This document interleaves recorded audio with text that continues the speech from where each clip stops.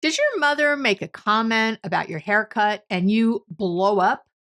Does your partner casually mention that they're going out with friends after work and you get upset and withdraw? When you're triggered, you have a strong emotional reaction to something that isn't equal to the situation most of the time, if not all the time. Today, you'll learn how to identify when you're having a trigger and my top tools to effectively deal with triggers in all your relationships. So stay tuned. Welcome back to the podcast. Here I am, Dr. Abby Medcalf, coming at you with yet another request from a wonderful listener who asked recently about triggers. And I put this at the top of the queue because I did something on triggers way back in season 1, and we are halfway through season 6 right now. So I thought, it is time for an update on triggers. So I'm excited to come to you today with great tips, tools, all of it. And we're going to do a deep dive on triggers today. So if you're looking for a 2-minute something that's, this is probably not for you, I'm going to give you the science. I'm going to give you the background. I'm going to give you the research-based tools that work. So let's jump in. All right. So what is a trigger? Let's first get to what we're talking about. And I'm often dismayed, as I'm sure many psychologists and mental health professionals are, that the word trigger has become such a common part of our language, sort of like, she's codependent, he's a narcissist, that's a trigger. We sort of throw these words around that are, really have very clear meanings for mental health professionals, but people use so, just normally, shall we say, so what I find is that it's such a common part of our language that the word trigger is often misused or misunderstood.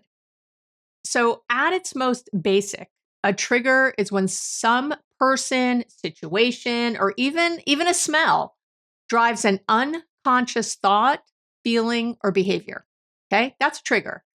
So it's like your brain has been hijacked. That's what's happening in that moment. In other words, you have some reaction that you don't feel you have control over, or you don't even realize you're having it. Often the reaction doesn't match up or isn't commensurate with what's going on in the moment. So that's the big thing to notice about a trigger. I hear people say, well, that really triggered me, when someone in a conversation. And if you're that together in the moment to say that really triggered me, I'm not sure if that was a trigger or not. It's probably something that upset you. Hey, that upset me. That's a little different than what I'm talking about today. A trigger is more, because if you're able to say that in a reasonable way, your brain hasn't been hijacked and you're having a reasonable conversation about it, that's something else. If something makes you feel sad or angry or upset or frustrated, and you're able to say, wow, I feel really frustrated about this. This is really triggering me. You're using it that way, but then maybe you're a little agitated, but you're actually able to have a conversation easily or within that, then that's not a trigger to me. That's just a feeling you're having. And that's different. Okay. So I want to separate those. So there are emotional triggers, such as your partner mentioning that I had this recently with a client. Her partner mentioned that there was a new woman at work who was hired about a month before, in just conversation, he was mentioning somehow this woman, and she said, oh, who's that? And he said, oh yeah, this new woman in whatever accounting who was hired about a month ago. And my client got super angry. She said she felt really jealous, and she accused him. She's like, why have you been hiding this information? You just slipped on that, and now you were trying to hide it, and now you're acting like it's nothing. She lost her what. And when we got into session, she said, I don't know what came over me. What was that? Because he, of course, got very upset that she was accusing him of something when he literally didn't know this woman. She was at a meeting, which is that he was at, and she just happened to say something that whatever, it wasn't anybody of consequence to him, which is why he never mentioned her. Why would he? He works at this company. There's a lot of people there. This isn't someone he's in touch with a lot. And he's certainly not someone he was having sex with. And she knows that on a rational level, but she was irrational in that moment. And again, her brain sort of got hijacked. So that's an emotional trigger. There are also, of course, situational or physical triggers. And we think of those a lot when it comes to substance use disorders, eating disorders, things like that. A common one I have with, I'm thinking of a client right now, as a matter of fact, who he's a recovering alcoholic. And when he was drinking, he used to get on planes all the time. And, he flies a lot for work. And when he would drink, and it was, sort of like, oh, I'm getting on a plane, so I deserve a few drinks. And he would have a few drinks always on flights, at least one, maybe two, usually three. On these flights. And so it became a trigger. He would have a very sudden, have a strong urge to drink when he was in the airports. And, again, it's a trigger. He used to, do this thing, and being in an airport reminded him of it. But if you think of airports or airplanes and drinking, or having an urge to drink, most people would not put that together. Most people would not think, oh my God, I just have to have a drink when I have a flight. But again, people who drink on airplanes all the time, and that's a habit. I'm not saying you're an alcoholic if you get to the airport. Right now, some people are like, oh my God, am I an alcoholic? I'm not saying you are. Although it could be something to look at. If you always have drinks on planes, it might be because you're anxious, and this is a way that you stay not anxious on a flight.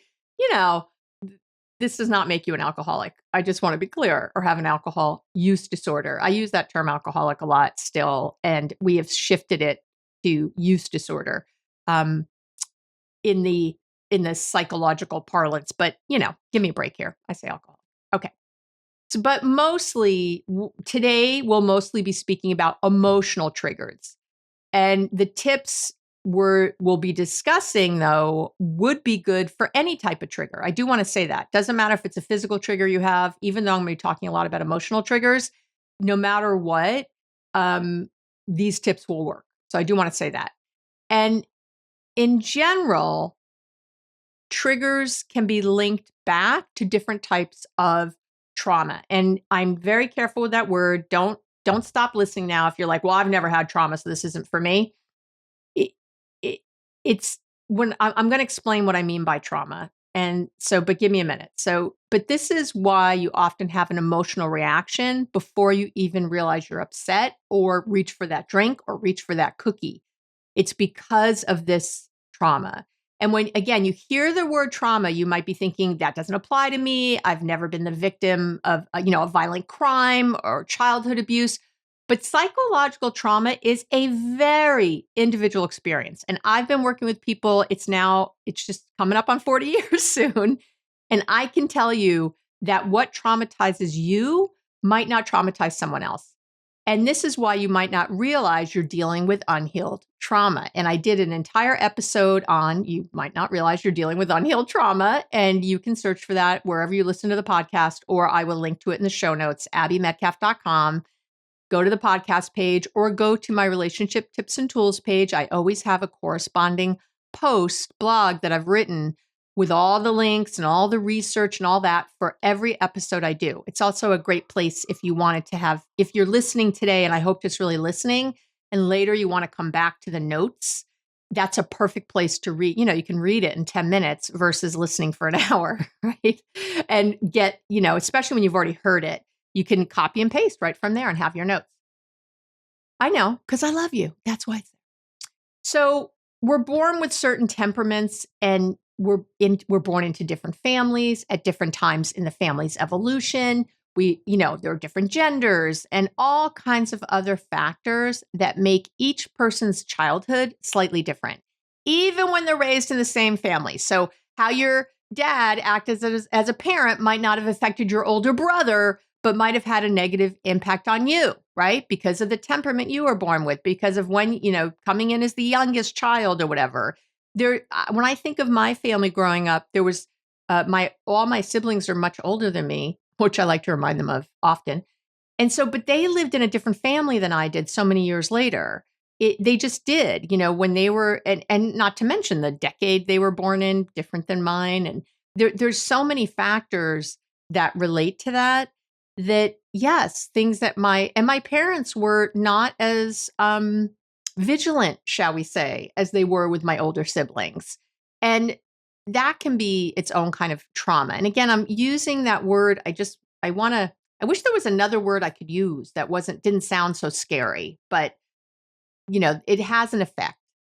And because trauma can also come from neglect, different kinds of neglect, just as easily as it comes from physical, emotional, or sexual abuse or something else. And what I find with many of my clients is that they don't identify something as traumatic because, they're thinking, well, I grew up in a good home, there was an intact family, money, maybe even the best schools. So there was no trauma. But when you drill down, maybe their parents never had time for them and they were shunted off to nannies or other caregivers. Maybe they had an older sibling who bullied them.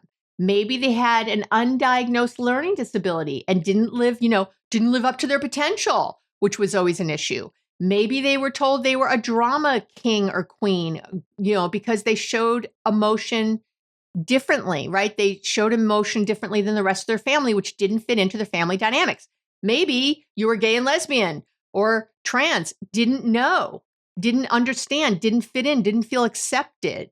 There are many ways for us to be left feeling like there's something wrong with us or that we're not worthy of love, which result in unresolved trauma that shows up later in our relationships and shows up in these triggers. Now, you can also have triggers from later events. Maybe your childhood was great, you had a very functional family and all the good things, but you can also develop triggers from an experienced trauma later in life.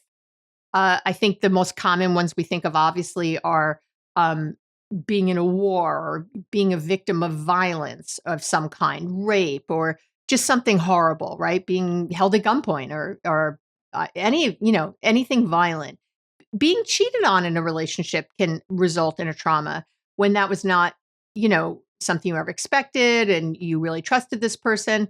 So having someone betray you can be, if that's not something you've ever experienced in your life and you grew up in a very trusting family or whatever, and, in a world where you could trust and then you were betrayed in some significant way, that can be a trauma. Other life experiences, having your home burned down. I had a client whose home burned and she was an artist and all of her art was burned, you know, in her studio. Sort of just huge. Not only were all of her personal belongings burned to the ground, but all of her work was burned to the ground that she had done for years. Losing a job, having a heart attack, being diagnosed with a physical or mental health condition, having cancer. All of these things are traumas. And triggers can also come, so from all those, triggers can also come from a mental health condition. And again, we commonly hear about triggers when we talk about post-traumatic stress disorder, which might have come from going to war or from being abused or, something else. You can have PTSD or post-traumatic stress. And we commonly think about triggers when we think about something like PTSD or substance use disorders. Those are really common. But, right, someone being triggered to use drugs or alcohol again. However, I just want to be clear, triggers can also show up with other diagnoses, I should say, like depression or anxiety, eating disorders. So in these cases, a trigger will activate or what we say exacerbate mental health symptoms. Exacerbate means, if you don't know, to make something worse, to worsen it. So it might make a mental health symptom worse. Now, I will tell you, during COVID, I had so many clients who had previously been stable, right? So they'd maybe seen me previously for depression or anxiety or drug addiction and were stable, have been sober for years, have been stable with their anxiety or their depression, but who became destabilized during the pandemic. And there's huge research on this. This happened across the board, not just with my clients, and I'll link to that research in my show notes, but being isolated from others, or having their life change in such a dramatic way, it just created a situation where a lot of people regressed and started feeling more anxious, more depressed, more irritable. They started drinking more. They started doing more drugs. Some people even weren't alcoholic or whatever before the pandemic, but developed alcoholism during it because of, again, these other triggers. So the trigger of the pandemic and what happened during that. And some people flourished during the pandemic, I know, but other people did not. So again, all of these things all relate to having triggers. Now, here's the really, I think the most important part is what happens when you're triggered. Because if you don't understand this, you won't understand why a tool, an effective tool that I'm going to teach you would be effective. You'll think, oh, that's so little, that's nothing, that's not going to do anything, you don't understand. I do understand. I do see you. And you need to understand what's happening to you. And actually, at least my clients say, and certainly other people have, that when you learn the why behind, what happens when you're triggered to your brain, it actually helps you feel better. You don't feel so crazy. You're not just face palming all the time. Why did I do that? What was I thinking? So this is great information to understand why you do what you do and maybe have some empathy for yourself, some compassion, and then some effective tools to move from that. So when you get triggered, your autonomic or your involuntary nervous system becomes what we call dysregulated. So I'm using my involuntary nervous system right now I'm using my voluntary nervous system right now as I talk to you, as I move my hands. If you're watching me on YouTube, please subscribe and maybe leave a little comment and like the video and all that good stuff. If you're watching me, I'm moving, I'm talking, I'm doing that. That's my voluntary nervous system. That's something I'm in control of, voluntary. My involuntary nervous system, I'm not in control of. That's all the stuff, my breathing and my respiration, my breathing, my heart rate, my salivating, my blinking eyes, things that are happening on my digestion from my breakfast this morning. All of those things are happening automatically. They're happening involuntarily. I'm not in control of them necessarily, unless I was Houdini or some magician who could regulate my heart rate and all that. So, and when we say that becomes, so when it's regulated, everything's working normally, everything's working fine. But when it becomes dysregulated, that's when things get hairy. That's when things get crazy. And when you're triggered, your involuntary nervous system gets activated in two different ways. Okay, it gets activated in two different ways. The thing I always tell people to think about is, a gazelle eating, on the plains in the Sahara. Not in the Sahara. Sorry, on the Serengeti plains. How's that? I don't think gazelles are in the desert, but anyway, I know you're laughing at me right now. It's okay. I'm laughing at myself. So let's picture, I don't know, a plain in Africa where a gazelle would be hanging out and she's eating, she's regulated. Her nervous system, right? Her involuntary nervous system, everything's working. She's resting. We call it the rest digest. This is when your parasympathetic nervous system is turned on. It's lovely. You feel calm. Everything's good. But then a lioness comes rushing out of the bushes and comes to try to eat her, chases her to eat her. Well, she's no longer regulated, right? That's a scary thing. She becomes dysregulated and her involuntary nervous system takes over. Does that make sense? Makes sense, right? Because she doesn't want to stop and think, well, I wonder what I should do right now. Wonder what I should think about. She's just going to start, the fight. And we think of this as the fight, flight, or freeze response, right? You can relate to that. Well, the fight or flight response is actually sort of one response, and the freeze response is really separate.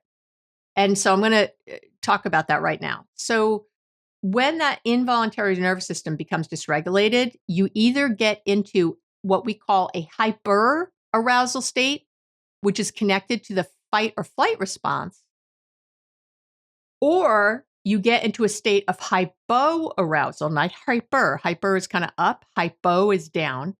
You get into a state of hypoarousal, which is connected to the freeze response. You get that?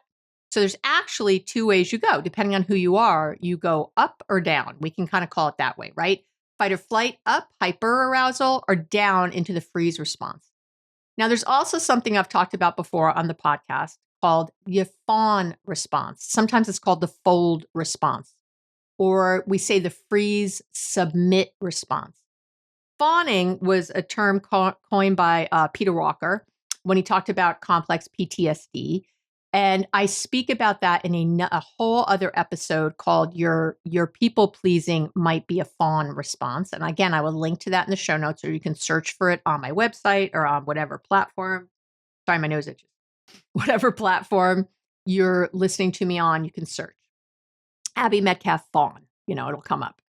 So this fawn or fold or freeze submit response, all of these are also connected. So that's all hypoarousal. Although I will say that I've noticed sometimes have a people-pleasing response that could go hyperarousal or hypoarousal. So I have a little argument there with some of the research, but I'll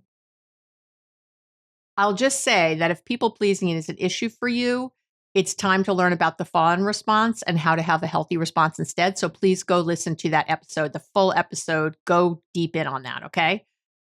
But in general, it's very important that you identify what normally happens to you when you're triggered, because the tools that you're going to use for hyperarousal are often different than what you'd use if you often go into hypoarousal. Okay. And that often, not always. So I do want to say before we jump in, it would be great to try all the tips I'm going to outline, because you never know what might work for you. So even if you identify going into a hypoarousal state when you're triggered, after I explain what that is, it might be helpful to try a tool from the hyperarousal list just to see if it works for you. Everyone's an individual. Everyone's different. So I really want to say that. I also want to say I go into great detail. I talk about the window of tolerance and other things in my latest book, Boundaries Made Easy: Your Roadmap to Connection, Ease, and Joy. It's on Audible. It's an ebook. It's all the things. It's really doing wonderfully. I'm really proud of it. You'll see it's 5 stars. People love it. I will also say, though, that there's a workbook up there right now that is plagiarized from me. So if you look below, you'll see it has the exact same title. It's a workbook, but it is not mine. I am writing a workbook right now to sort of counteract this act of terrorism and stealing. But you will see if you click on it, it says it's unauthorized, even though it has my exact title of my book and my name attached to it. But they are sleazy people. And, I shouldn't, well, no, I can. They stole from me is what they did. I shouldn't call them sleazy. I don't know who they are, but they did steal from me. It's stealing. They didn't ask me for permission. So please do not buy from them. Please, please. And there's tons of tips and tools in my book as it is. You will have so much there that you can get. So please buy my book, but do not buy the workbook that is not authorized by me. Okay. So I know, little tangent off the side there, but I keep mentioning it because it's still sitting up there, and it's hard to watch your work get stolen, and it just sucks. Anyway, so let's talk about hyperarousal. So hyper, the up response, and the fight flight response, right? So hyperarousal, fight flight response, and the same thing. So basically, when you're in hyperarousal, you're in a heightened state of energy. You're in a heightened state of activation. Your nervous system, this involuntary nervous system, is on high alert from some trigger and perceived threat. It doesn't matter if it's a real threat or not. It's something you perceive. Like my client, as I mentioned, getting so angry at her partner when he mentioned this woman at work, she immediately got into this response, right? This angry, jealous, furious response. And when you're in hyperarousal and this fight flight, when you're up there, you'll likely be experiencing one or more of the following. So here's how you know if you go into this state, usually when you're triggered. So there's hypervigilance. You'll notice that this is basically a state of you're just highly alert and you're continually assessing threats around you. And this, so you're so agitated, you're worried, if you're jealous of your partner, you're stalking them you're setting up fake accounts on social media and you're stalking them on social media. You're going down those terrible rabbit holes of who's liking their stuff and who they're liking. And oh my God, you are on high alert. You're everything they say, or when they come home, you're listening, you're watching, you're on high alert. Another symptom is that your emotions feel like they're in hyperdrive. There's generally a lot of anger, rage, hostility, lashing out. There's fear, there's agitation, there's anxiety or panic. Okay. Your emotions are just in hyperdrive. There's often also something we call emotional flooding, which tends to happen up here. And that is that there's an emotional overwhelm. So that might be when you cry uncontrollably or rage uncontrollably. There's like an emotional flood. Hopefully that makes sense. Racing thoughts are often also part of hyperarousal, or that fight-flight response. You might have some hyperactivity, inability to relax, there's some restlessness, sleeplessness. Other common symptoms are chronic pain, tense or rigid muscles. Nightmares go in here, flashbacks go in here. A flashback is when you sort of see when you get triggered and you see something from your past. This could be seeing an abuser's face. All of a sudden, you're flashing back to a time when you were held against your will or something else. We call those flashbacks. Okay. So if you're relating to that when you get triggered, it's like, wow, that's where I go when I'm triggered. Then here are some things you could do for the fight-flight response.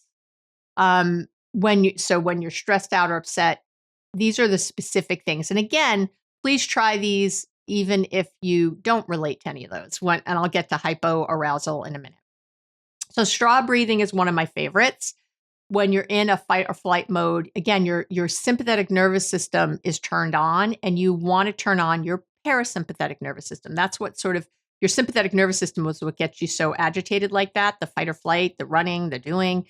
And your parasympathetic is that rest, digest, calm down nervous system. So you kind of want that to I always think of it as your sympathetic nervous system is like a fire, and your parasympathetic nervous system is like the water that cools that down. Right? Does that make sense? Okay. So your goal is to get that to come on board. And again, that calming nervous system pathway.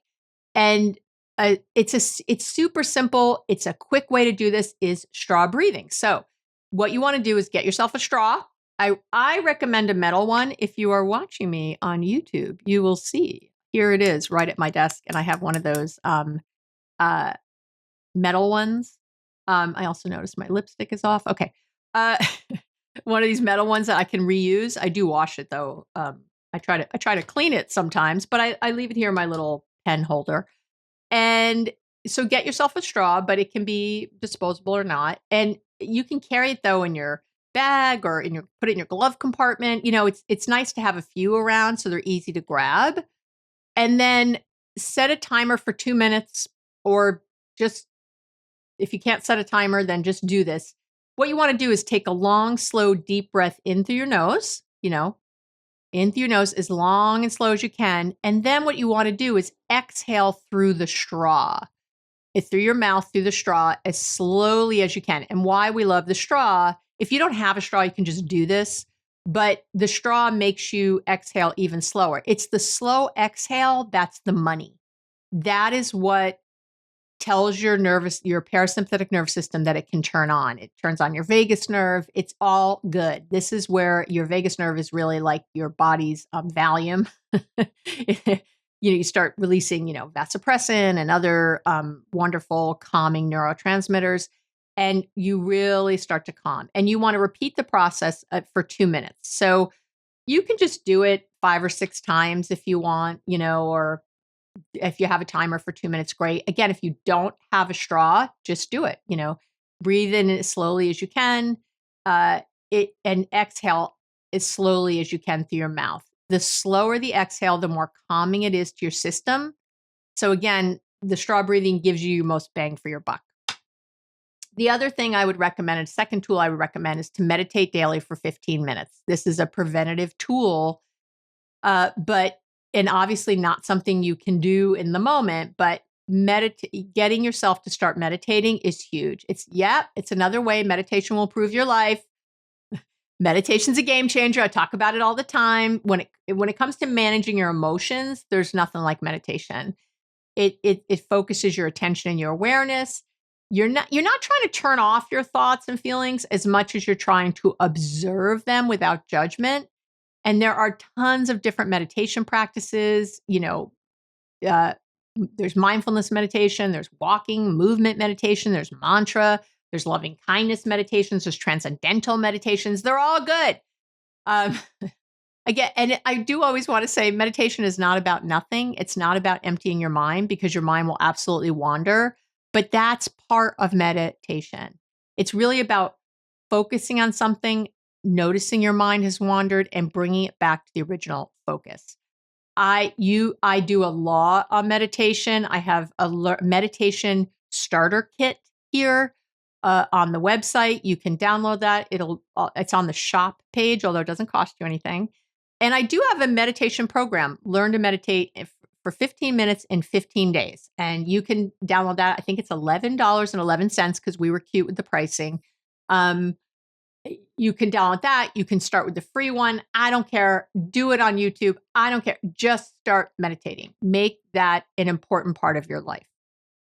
And then a third tool is cognitive reframing, because when you're in fight or flight mode, your mind is racing. And a tool called cognitive reframing can help slow you down and get you back in charge of your thoughts.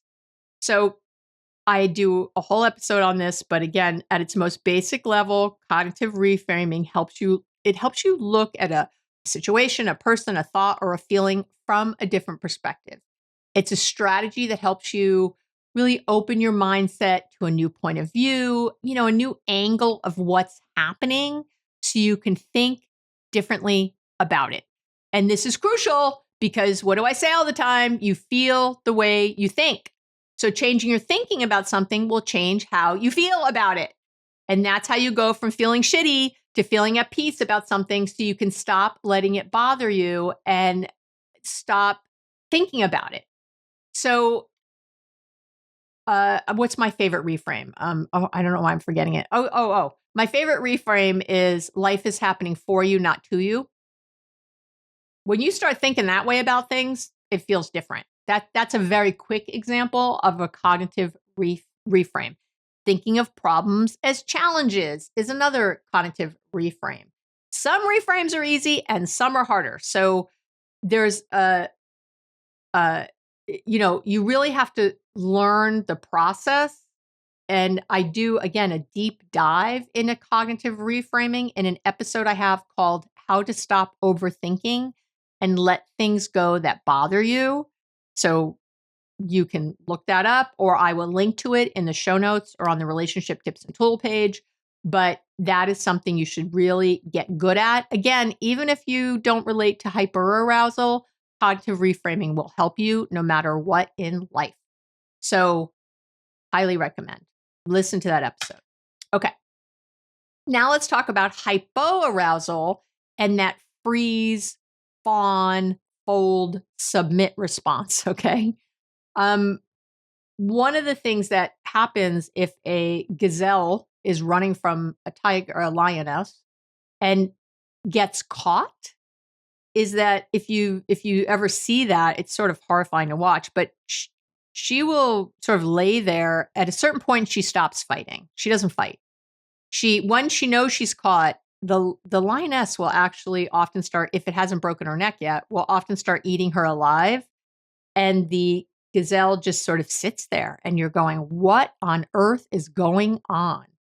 And that is because, Mother Nature, God, the universe, evolution, I don't care what you believe in, has put this thing in place that when we are in positions where we feel like we cannot escape and the reality is too terrifying for our brains to handle, we will go into this submit response, this total freeze and submit.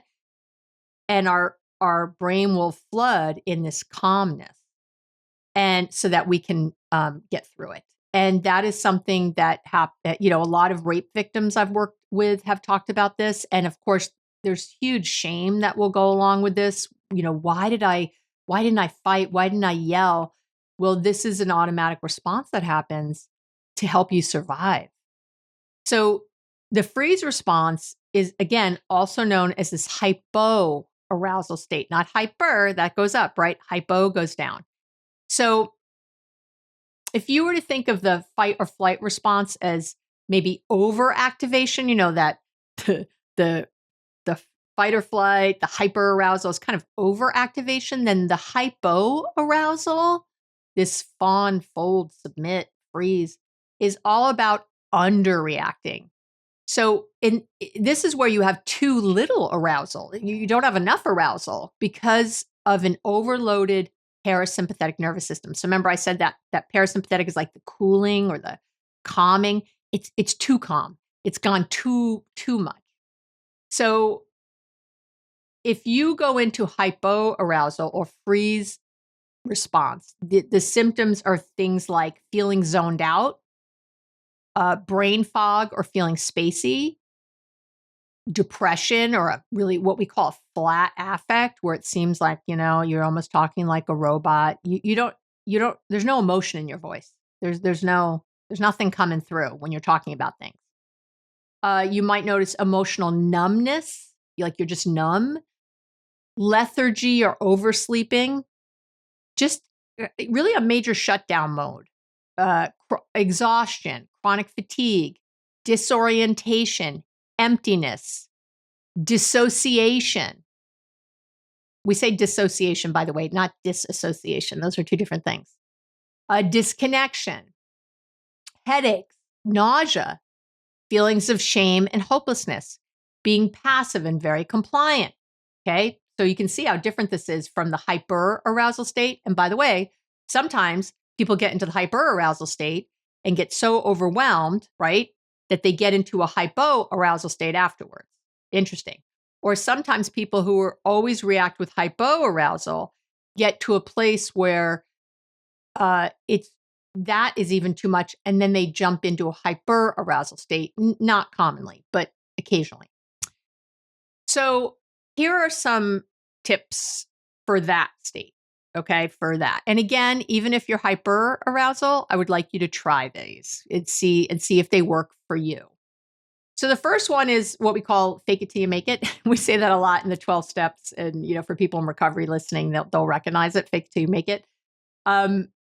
Since our nervous systems often take cues from each other, having a motto of fake it till you make it can actually be useful. This means that you can physically make some simple changes that will help shift that freeze response, and it'll help shift your mood, your physiology.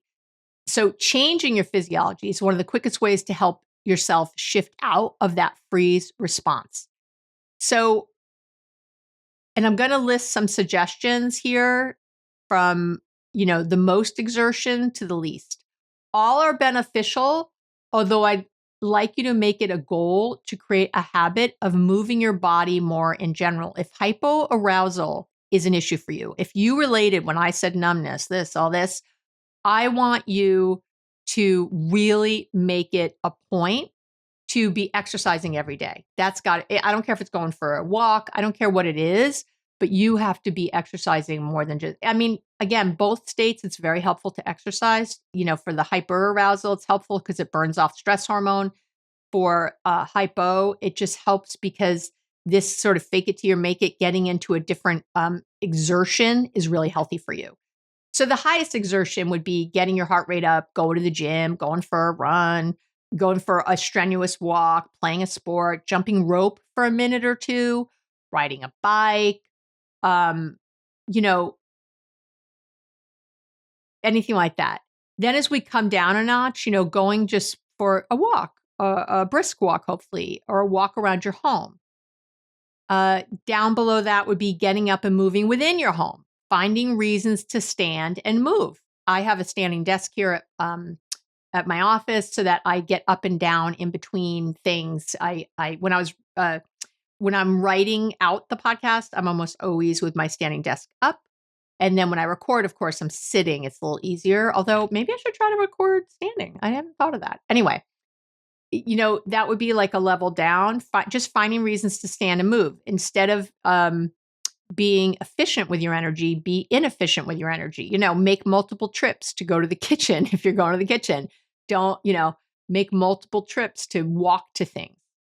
And then getting even lower in the exertion. If you feel so numb and paralyzed, the idea of going to the gym, you got to be kidding me. So that's why I'm bringing you down, in the exertion level, but doing something. The Superman pose is really important, where you stand with your feet shoulder width apart. You raise your chest while relaxing and lowering your shoulders. So they should not be scrunched up when you raise your chest. You want to tilt your head back just slightly and raise your face to the sky or ceiling. And put your hands on your hips, still keeping those shoulders relaxed. The shoulders relaxed is very important. Chest up, shoulders relaxed, hand on your hips, feet shoulder width apart. And then simply take in some deep breaths through your nose and exhaling as slowly as possible through your mouth. And then if you're looking for the lowest exertion, you do not feel like you can get off the couch, do the Superman pose modified for a seated position. Just do all the things I said except standing up. Just do them all. Try to at least move your legs apart, try to sit up straight for a moment, shoulders relaxed, hand on hips, head tilted slightly, not all the way back, and do the Superman pose and take some breaths. Okay? That's, so I took you from the highest exertion to the lowest, something to do. Second tip is to breathe with a mantra. So I want you to have a mantra at the ready for when you're feeling paralyzed or stuck, just right there. It's a great way to get moving again. You can choose anything as your mantra as long it just has to satisfy 2 guidelines. Okay, 2. It needs to be uplifting in some way, and it also needs to be something you can believe. Okay, that's your guidelines. So everything is figure outable if you can do that, right? It's uplifting and it's something you can believe. You probably can believe everything's figure outable because everything's always been figure outable in your life. I've always found a way before and I'll find a way again. Right this moment, I'm safe and I'm okay. I know right this moment, I might be freaking out or something else, but right this moment, I'm safe and okay. This thing that I haven't not paid my taxes, like right this moment, my taxes don't matter, or that bill on my desk. It's right this moment, I'm in my house, everything's okay. I have walls around me, I have food in the fridge. Right this moment, everything's okay. I'm safe and okay. Another one could be something like, I can do anything I set my mind to. All is well, right here, right now. I choose to be calm and at peace right now. See all those? Those are all mantras you could have in the moment. And then now that you have one, just try to have the same one over and over that you can again believe and is uplifting. You want to couple that with some easy breathing. And in this case, what I want you to do is place one hand on your belly and one hand on your chest. You can't see me on YouTube or whatever, but one hand on your chest, one hand on your belly. And you're going to breathe and you're going to ensure that only the hand on your belly moves. And there's no movement in your chest. I know. This is a thing. You'll see. So as you take in a long, slow breath, you want to feel your stomach expand and the hand that's on your stomach rise. And as you exhale slowly, you're going to feel your stomach contract and the hand on your stomach should come in. The hand on your chest should not move at all for either the inhale or the exhale. And you do that and you recite your mantra silently along with your breathing. Okay? You can even, say something out loud each way. As you breathe in, you can say something, and as you breathe out, you can say something. So I might breathe in and say in my head, all is well, and then breathe out and say here and now. I think it's best to do it silently, but if it's going to help you more to do it out loud, do it out loud. Then that's great. Use whatever works for you as you just focus on your words and the breathing. And then the third tip, and again, I think everyone should try them, are grounding exercises.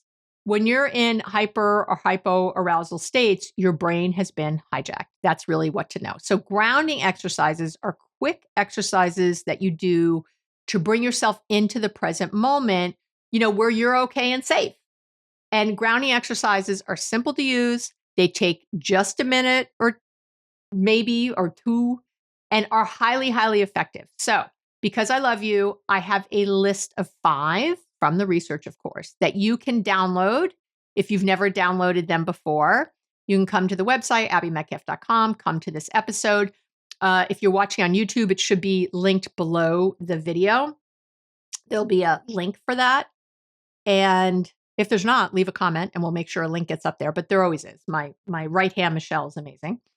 And you can download 5 grounding exercises and use one or all or whatever. Try them all, see if you like them. But I'm not going to get into that now because you can just download that and read it. To be transparent, as I always am, because I don't do anything sleazy here at Casa Abby, you will be put on my weekly love letter list. If you're not on there, I don't know why you're not. If you like my podcast, you're going to love the love letter. I do not sell things. I'm not barraging you with multiple emails. You'll get 1 email a week. And it's a love letter. It's a tool, a tip. It's some way to think about life differently. It's meant to be inspiring and motivating. That is all. It is my give. I'm trying to help people live their best lives. That's what I'm doing here. And so you'll get on that list when you download anything from me. However, if you don't like it for some reason, just unsubscribe. I won't notice. It's okay. It's okay. You can do that just with love. And I send you lovingly on your way. Okay. So lastly, I just want to say that there's some preventative things you can do so you don't get triggered.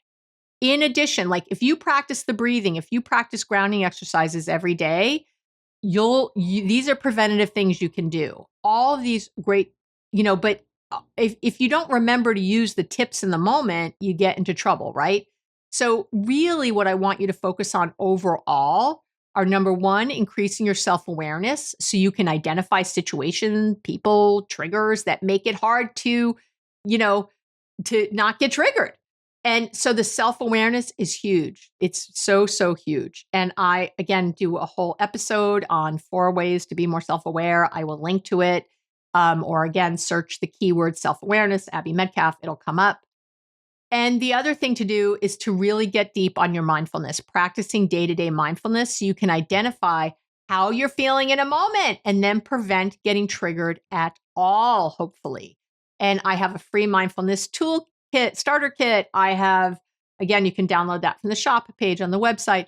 I have multiple episodes on mindfulness and how important it is and how to make it a habit and all those things.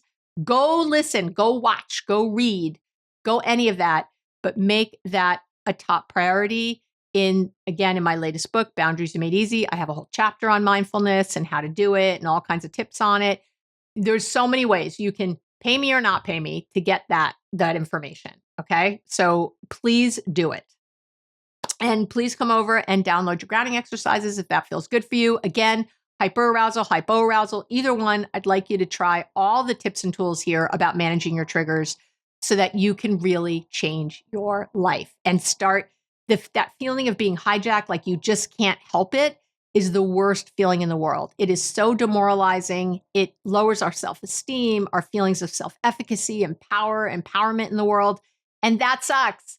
And I don't want that for you. You don't deserve it. I love you. This should not be how you're living your life. It is really time to get in charge of triggers and get more conscious of what is happening and how you're feeling so that you can stop them. Because being a victim, as you know, is not something I allow with anybody listening to me. You are not a victim in your life. It is time to get in charge. It is time to do one small thing. I don't care what it is, any of the things I mentioned today, and start moving things around. You deserve it. You really do. Life on the other side is so incredible. And I need you to have it. I need you to have it. We need more people who feel good in this world. We need you. I need you. I need you. So that is it for today. As always, thank you so, so much for listening. Oh my God, and watching and reading and just, hey, send me an email. Let me know how you're doing. Comment under a video if you see it. Rate please or rate me on Spotify or review on Apple. These are ways to give back to me. They mean so, so much. I read all of it. It's so beautiful. It helps me stay motivated to keep doing this work, to know I'm not just speaking out into nothingness. I'm sitting here all alone in my office doing a lot of this work, and it's really nice. When I'm writing, I feel you. I connect with you. I'm talking to you, which feels really good. And as with any relationship, it feels really good when it's reciprocal, and I can feel it back also. I appreciate your love so much, and your time and your attention, and grateful to be here with you as always. I love you. If no one else tells you that this week, I really, really do. Hope you have an incredible week, and I will talk to you so soon.